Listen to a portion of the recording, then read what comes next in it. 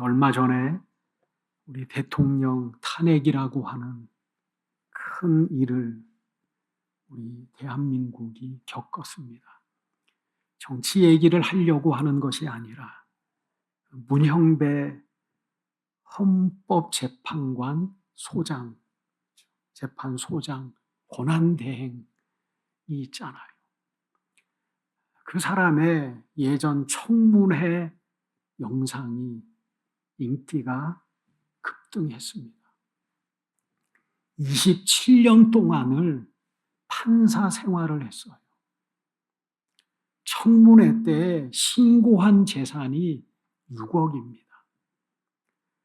청문회를 하면 여야 모든 의원들이 얼마나 그 사람의 잘못된 과거를 들춰냅니까? 근데 재산 형성에 의해서 어느 누구도 반론할 수가 없었어요. 보통 헌법재판관의 평균 재산이 20억이라고 합니다. 한 의원이 물어요. 이건 너무 없는 거 아닙니까? 재산이 너무 과소한 것 아닙니까? 하니까 이 사람이 그 6억 중에서도요, 4억은 3억 가까이는 아버지 재산이에요. 그리고 나머지 자기가 3억 조금 더 되는 그러한 재산이 자기 재산인 거예요. 그렇게 말하면서 내가 결혼하면서 대한민국의 평균 자산을 넘지 않기 위해서 그렇게 애쓰며 살았습니다. 그 당시에 평균 재산이 3억인데요. 자기가 3억을 좀 넘어요. 그래서 자기가 반성하고 있습니다. 이 사람의 삶에 영향력을 끼친 사람이 누구냐면 김장하라고 하는 사람입니다. 진주에서 남성당 한약방을 하는 사람인데요. 이 사람이 19살에 한약사가 됩니다. 어린 나이에 한약방을 경영을 해요. 명의로 소문이 나고요. 좋은 재료를 쓰고 그리고 저렴하게 약을 지어주다 보니까 사람들이 문정성시를 이루어요. 그래서 사천에서 한약방을 하다가 진주로 가서 한약방을 해요. 그래서 많은 돈을 벌죠. 아무리 싸게 해도. 사람이 그렇게 많이 줄을 서서 기다리니까. 이 사람이 욕심이 없어요. 23살 때부터 돈이 없어서 공부 못하는 아이들의 장학금을 내주기 시작합니다. 그래서 나중에는 장학사업을 해요. 23살, 24살부터 그런 일을 합니다. 젊었을 때는 얼마나 하고 싶은 일들이 많고 자기가 생각하는 삶의 목표가 얼마나 컸겠어요. 그런 나이잖아요. 또 인간이라고 하는 것이 욕심이라고 하는 것이 끝이 없고 한이 없잖아요. 23살서부터 장학사업을 해요. 이 사람이요, 절대 누구를 도와줬다는 것에 대해서 말을 하지 않아요. 혹시 선생님 이 사람을 도와주지 않았습니까? 그래도 말을 하지 않아요. 사진도 찍지 않아요. 누구를 도와줬다고 하는 명부도 없어요.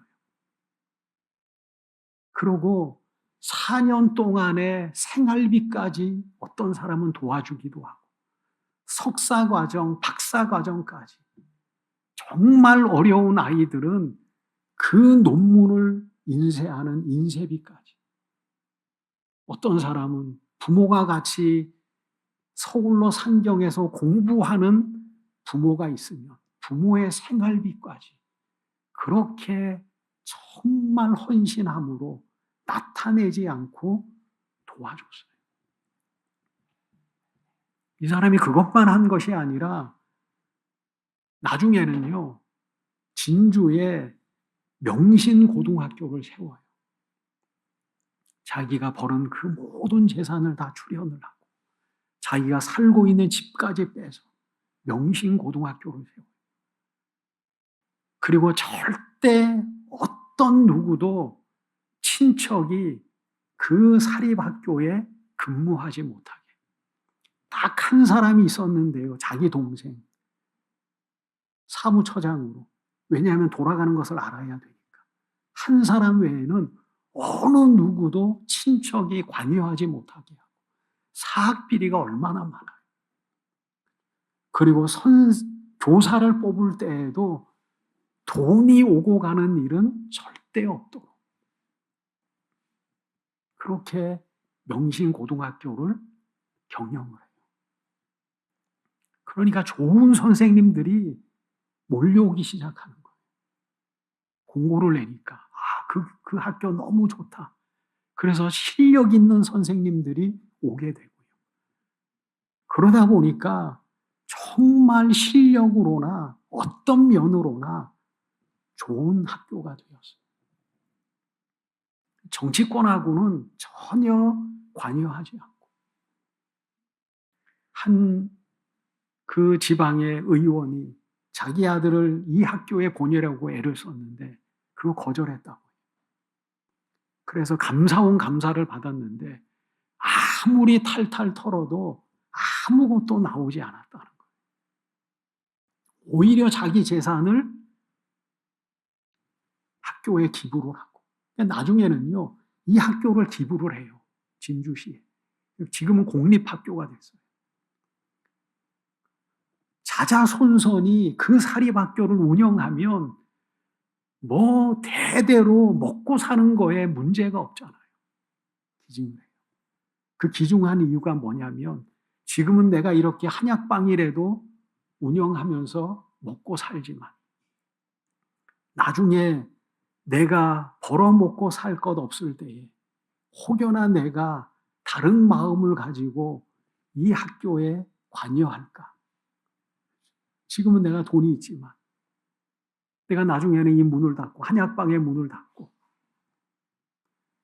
개입할 것 없어서 경영에 개입을 하고 혹여나 다른 마음을 갖고 사사로운 마음을 갖고 이 학교를 관여할까? 그 마음에서 그냥 나라의 공립학교가 됐어요. 지금. 나오면서도 5천만 원의 장학금을 기부를 하고 나왔어요. 그래서 이 사람의 이야기가 어른 김장하라고 하는 다큐멘터리 영화로도 나왔어요. 그래서 새로 요즘 보니까 CGV에서 이 영화가 다시금 2003년도에 나왔는데요. 방영이 되기 시작했어요. 상영이 되기 시작했어요. 그래서 이 문영배 이 재판관이 4년 동안 다 장학금으로 지금이야 뭐 장학제도가 얼마나 많았어요. 이분이 저보다 한 살 많더라고요. 저희 때만 돼도 대학교 등록금 하나 내려면 소 하나 팔아야 됐어요. 그렇죠? 소 하나 팔아야지만이 대학교를 가던 시대예요. 사법고시를 붙고 이 김장하 선생에게 가서 내가 무엇으로 보답해야 되겠습니까? 너무나 감사해서. 그랬더니 그 사람이 하는 말이 뭐냐면 나에게 고마울 필요가 없다. 갚으려거든 내가 아니라 이 사회에 환원하라. 이 사람의 철학은 뭐냐면 누가 뭐 훈장을 준다고 해도 가지를 않아요. 누가 감사패를 준다고 해도 가지를 않아요. 내가 줬으면 그만이지. 그 마음이에요. 줬으면 그만이지. 거기에 먼 감사패를. 이 사람의 철학이 뭐냐면 동과 똥은 갖고 있으면 낯이가 나지만 뿌리면 세상이 아름다워진다는 거예요. 예전에는 오물로도 다 퇴비로 만들어서 썼잖아요. 그런 마음을 갖고 살아서 산 사람이 참 쉽지 않는 삶이잖아요. 그래서 그 사람 앞에 써놓은 단어가 뭐냐면 어른. 요즘 꼰대라고 하는 말이 많이 유행하잖아요. 꼰대는 많은데 어른이 없는 세상에 정말 이 사람에게 어울리는 말이 어른이에요. 우리는 참 오늘 지난 한 2달서부터 사순절과 그리고 고난주간과 또 오늘 부활주일을 맞고 있습니다. 김장하 선생의 이 삶도 정말 평범하지가 않는 삶이고 정말 모범이 되는 삶이고 그 사람들로 인해서 영향받아서 살아가는 사람들이 얼마나 많겠어요. 예수님의 이 땅에 오심은요, 하늘과 땅의 간격을 우리는 다 이해할 수 없어요. 성경은 예수님은 하나님이다 그렇게 표현하고 있어요. 성자 하나님. 인간이 아니에요. 하나님의 본체이시지만 예수님께서는 육체를 입고 사람이 되어서 이 땅에 오셨어요. 모든 신들이, 신이라고 여겨지는 모든 신들이 사람들에 의해서 찬양받고 숭배받잖아요. 어떤 신이 인간이 되어서 인간의 삶 속에 함께 살아갔던 신이 어디 있어요? 예수님께서 영원에서 시간으로 오셨어요. 제가 늘 동물을 비유해서 이야기하잖아요. 우리는 그 간격을 우리의 지혜로 다 알 수 없어요. 내가 정말 사랑하는 반려견이 있는데 내가 너무 사랑해서 내 의지로 개가 되어서 태어난 거예요. 굳이 비유하자. 내가 너무 사랑하는 고양이가 있는데 너무 아끼고 사랑해서 내가 내 의지로 고양이의 세계 속에 내가 온 거예요. 그렇게 생각해도 쉽지 않는 삶이잖아요. 내가 아무리 사랑하고 내가 아무리 아끼고 자식보다 더 귀하게 여기는 그러한 동물이지만 내가 능력이 있다고 해서 33년을 그와 같은 존재로 살아갈 수 있겠습니까? 묻는다고 하면 나도 못할 것 같아요. 하나님의 아들이 사람으로 이 세상에 오셨어요. 왜 오셨나? 성경은 그렇게 말해요. 인간을 구원하기 위해서. 하나님의 세상을 이처럼 사랑하사 하나님께서 독생자를 보내어 주심은 너무나 잘 알고 있는 구절이잖아요. 이는 그들이 멸망하지 않고 영생함에 이르게 하려 합니다. 하나님의 마음. 하나님은 사랑하셔요. 말하잖아요. 우리는 세상을 보면서 때로는 한탄하고 때로는 세상의 악함을 보면서 절망하지만 하나님께서 이 세상을 창조하시고 인간의 배반을 보시며 인간의 악함을 보시고 인간의 무너짐을 보시면서도 하나님께서는 이 세상을 향한 희망을 놓고 계시지 않아요. 사랑하셔요. 그래서 하나님의 마음은 뭐냐면 구원하시기 위한 영생을 허락하시기 위한 하나님의 의지와 하나님의 계획이 이 세상 가운데 여전히 있다는 거예요. 그래서 기독교의 큰 주제는 뭐냐면 부활이에요. 부활입니다. 그래서 부활절을 우리가 소중하게 여깁니다. 오늘 본문에 보면 그렇게 말하죠. 본문에는 하나님 안에서 우리의 믿음 가진 자의 삶의 모습이 무엇이고 그 믿음의 결국은 무엇인지에 대해서 분명하게 말씀하고 계셔요.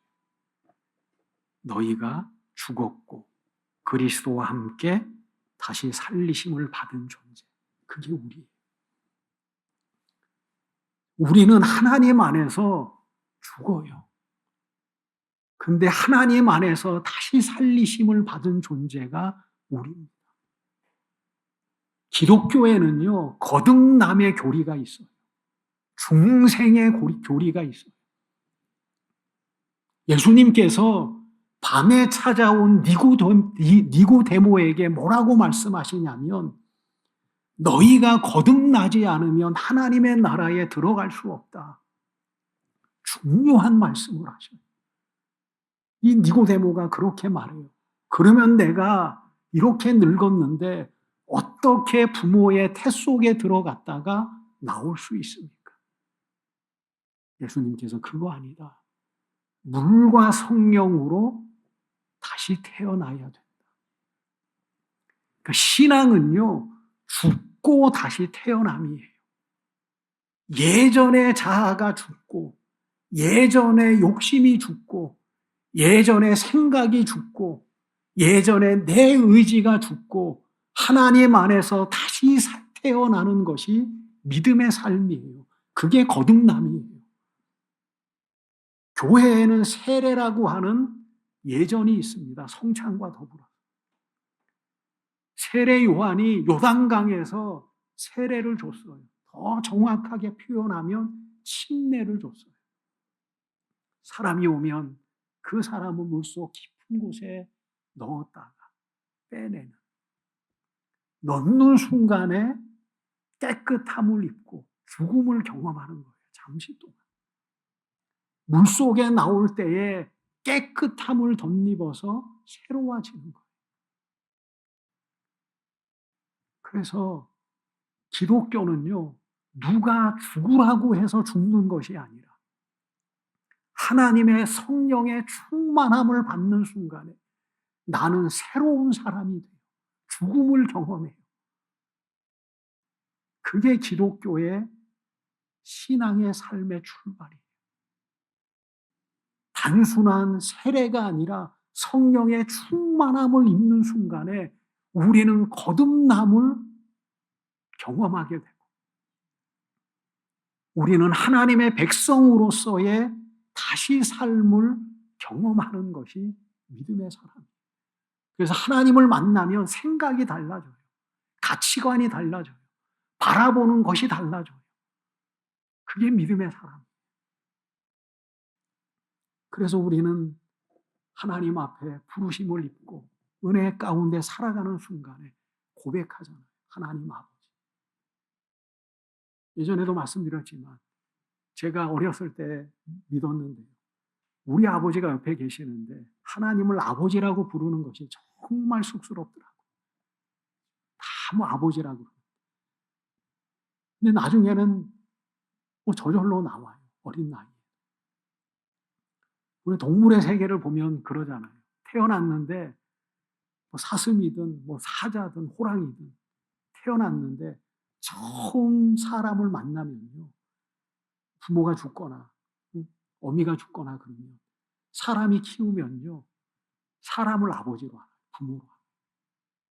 그래서 닭들도 보면은 그렇게 쫓아다니잖아요. 부모로 알아요. 거위도 어렸을 때부터 사람이 기르면요. 사람이 부모인 줄 알고 그렇게 쫓아다녀요.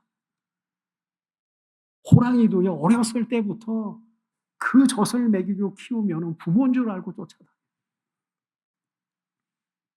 어디에 보니까 호랑이가 태어났는데 부모가 죽어서 개가 젖을 먹여서 길렀어요. 근데 그 호랑이가 이제는 나중에 보니까 개보다 더 커요. 근데 서로 싸우려고 하니까 개가 호랑이를 때려도요, 그 말을 듣더라고요. 왜냐하면 개가 엄마거든. 어려서부터 젖을 먹어 키우니까.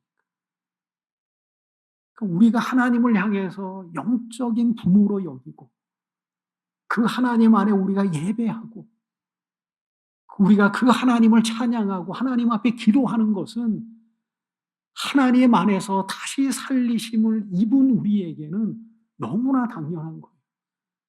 태어나게 하신 분도 하나님이고 영적으로 다시금 살리심을 입어서 하나님을 보니 그 하나님의 은혜와 사랑이 너무 크고 나를 부르신 그 사랑이 너무 감사하고 나로 하여금 이 죄악된 세상 속에서 빼내시고 그 십자가의 보혈 안에 살아가게 하신 것이 너무 감사하니까 하나님을 의지하지 않을 수 없고 하나님을 따라 살지 않을 수 없고 하나님을 찬양하지 않을 수 없는 그러한 삶을 우리가 살아가는 거예요.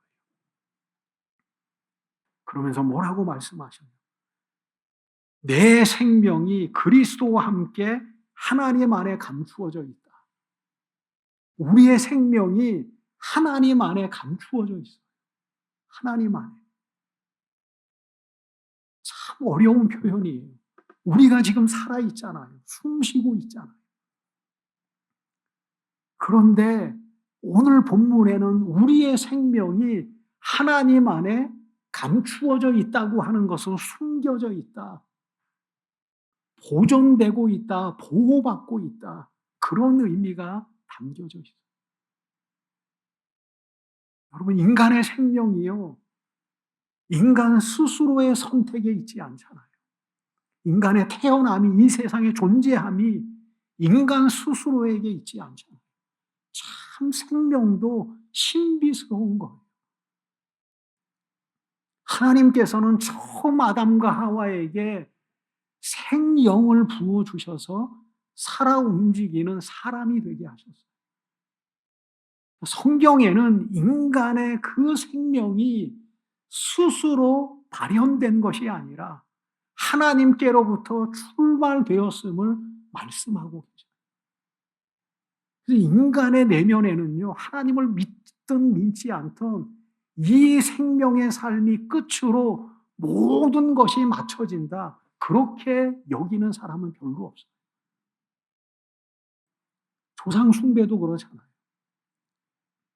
삶이 죽음으로 끝나면 조상을 숭배할 이유가 없어요. 조상 숭배를 잘해야지 복받지. 그 마음의 내면 속에는 뭐예요? 내 부모와 내 조상이 돌아가심으로 인해서 끝난 것이 아니라 또 다른 삶이 있다는 것을 믿던 믿지 않던 마음에 이미 인식하고 있는 거예요. 고대 사람들은 죽으면 미라를 만들잖아요. 때로는 사람까지 같이 묻잖아요. 모든 쓰던 물건들을 다 묻잖아요. 거기에는요, 영생불멸이라고 하는 의식이 담겨져 있어요.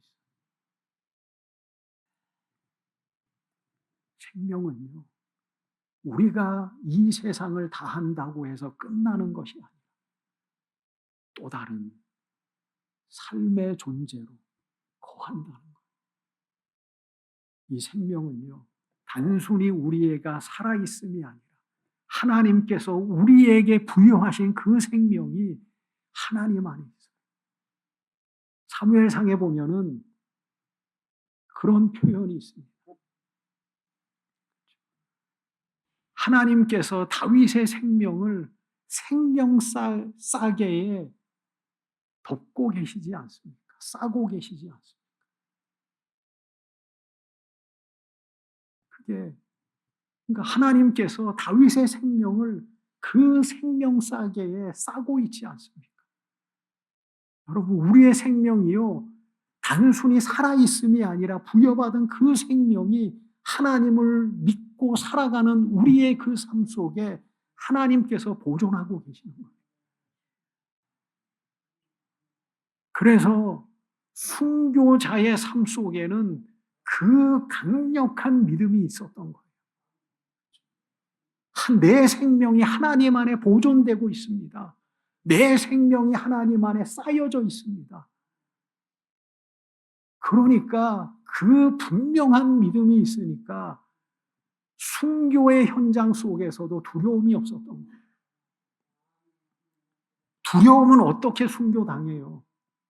우리는 적은 고통 속에서 두려워하는데 때로는 병마 속에서 마음이 흔들리기도 하는데 그런데 죽음이 그 앞에 놓여져 있는 순교의 현장 속에서도 하나님을 향해서 찬양하며 그냥 죽을 수 있는 그 강력한 힘은 단순한 신념이 아니에요. 내 생명이 하나님 안에 보존되고 있고 내 살아있음이 이 현생의 삶이 다 끝이 아니라 하나님께서 허락하시는 또 다른 생명, 또 다른 나라가 있음을 믿고 있었기 때문에 그 모진 초대교회의 핍박 속에서도 성도는 순교로서 자기의 신앙을 증명하기 시작했던 거예요. 그래서 순교의 현장을 보면 그 당시에 고통스러운 얼굴이 없다고 하잖아요. 다 편안하고 웃고 있고 사자에 의해서 물어뜯김을 당하고 때로는 화형에 죽임을 당해도 그 가운데 찬양은 있을 뿐이지 원망이 없었어요. 그 가운데 분노도 없었고. 왜냐하면 내 생명이 하나님 안에 감추어져 있습니다. 내 살아가는 이 삶이 풀과 같이 꽃과 같이 순간과 같지만 영원 속에는 하나님의 나라가 있습니다. 내세에 대한 분명한 확신이 있으니까 그들은 그 무지막지한 로마의 그 핍박 속에서도 굴하지 않았던 거예요. 우리의 생명도 하나님이 감싸고 계셔요. 제 생명도, 우리 모두의 생명도. 어쩔 수 없이 이 세상에 살아갈 때는요, 우리가 몸이 약해지잖아요. 몸이 병들기도 하고. 이 땅에 우리의 삶이에요. 하나님께서는 인간의 그 육체의 연약함을 풀과 같이, 꽃과 같이 비유해줘요. 꽃이 아무리 아름답지만 시간이 지나면 시들고 지는 것처럼, 풀이 존재하지만 어느 순간에 보면 마르는 것처럼 우리의 육체의 삶이 그와 같다는 사실을 성경은 말씀하시죠. 우리의 생명이 하나님 안에 보존되고 있어요. 하나님께서 감싸고 계십니다. 그래서 부활이라고 하는 교리는요, 기독교에만 있어요. 오늘 본문에는 그렇게 감싸져 있는 우리의 생명, 하나님께서 숨겨놓는 우리의 생명이요, 언젠가는 그 영광 중에 드러날 때가 있어요. 나타날 때가 있어요. 감싸고만 계시는 것이 아니라 하나님께서 숨겨만 놓고 계시는 게 아니라 이 보존되어진 이 생명이 그리스도와 함께 하나님의 영광 안에 드러날 때가 있어요. 그 날이 뭐냐면 부활의 날. 부활. 예수님께서 십자가에 달려 돌아가셨잖아요. 늘 말씀드리지만 그 피 흘리심이 이 땅을 살아가는 사람에게 무슨 유익인가? 그렇잖아요. 아무런 유익도 아니에요. 2000년 전에 한 사람이 십자가의 고통 속에 피를 흘리면서 죽었는데 우리는 그것을 너무 귀하게 여겨요. 그 대속의 피가 이 세상을 살아가는 데에는 아무런 우리에게 실질적인 이득을 주질 않잖아요. 근데 그 보혈이요, 드러날 영광의 날에는 분명하게 우리에게 소중한 구원의 역사로 나타나는 거예요. 이 세상의 삶이 다 그만하잖아요. 그래도 왜 그러냐면 천국에는요, 하나님의 나라에는 거룩한 자만 들어가기 때문에 이 세상에는 다 때로는 생각으로 죄를 짓고 마음으로 죄를 짓고 그러면서 우리가 살아가지만 하나님을 믿는 사람도 그래요. 그래서 하나님을 믿는 사람의 그 포지션이 뭐냐면 죄가 있는 의인이에요. 그게 분명한 표현이에요. 아무리 우리가 하나님 앞에 의인이라고 칭함을 받고 거룩한 자라 그렇게 성도라 그렇게 여기지만 정확한 표현은 의인인데 죄가 있어요. 아직. 그런데 우리가 천국 문을 열고 들어갈 때에는 우리가 거룩함으로 인정받아야 돼요. 그냥 와서 예수님께서 그냥 이 세상을 온전한 선함으로 이끌고 우리가 요구하는 그 풍성함으로 주시는 게 아니에요. 하나님과 더불어 살려면, 천국에서 같이 살려면 우리가 정결해져야 돼요. 우리가 예복을 입어야 되거든요. 흰세마포를 입어야 되거든요. 우리가 입을 수 없어요. 우리는 늘 하나님께서 씻어주면 또 가면은 또 흙도 묻히고 검정거도 묻히고 그게 이 땅에 우리의 삶이에요. 근데 천국문 앞에서는 하나님께서 더 입혀주셔야 돼요. 흰세마포로 예복을 입혀주셔야 돼요. 그럴 때 십자가의 강력한 은혜가 우리에게 필요한 거예요. 그래서 언젠가는 나타날 때가 있어요. 우리의 생명이 그 영광 중에 나타날 때가 있어요. 그게 부활의 날이에요. 부활의 날. 성경은 뭐라고 말씀하죠? 죽을 것이 죽지 아니함을 입고 썩을 것이 썩지 아니함을 입고 죽은 것이 하나님 안에서 죽은 자들이 하나님 안에서 다시 살아나는 그 부활의 영광이 우리 믿음의 사람들에게 기록되고 있어요.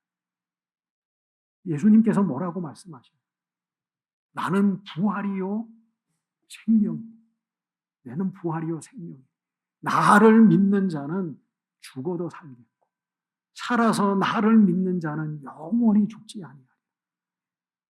이게 죽음 안에 살아가고 있는 이 세상의 인간들을 향한 주님의 강력한 선포가 하나님의 의지가 이 세상의 오심의 목적이 그 한마디의 선포 속에 다 담겨져 있어요.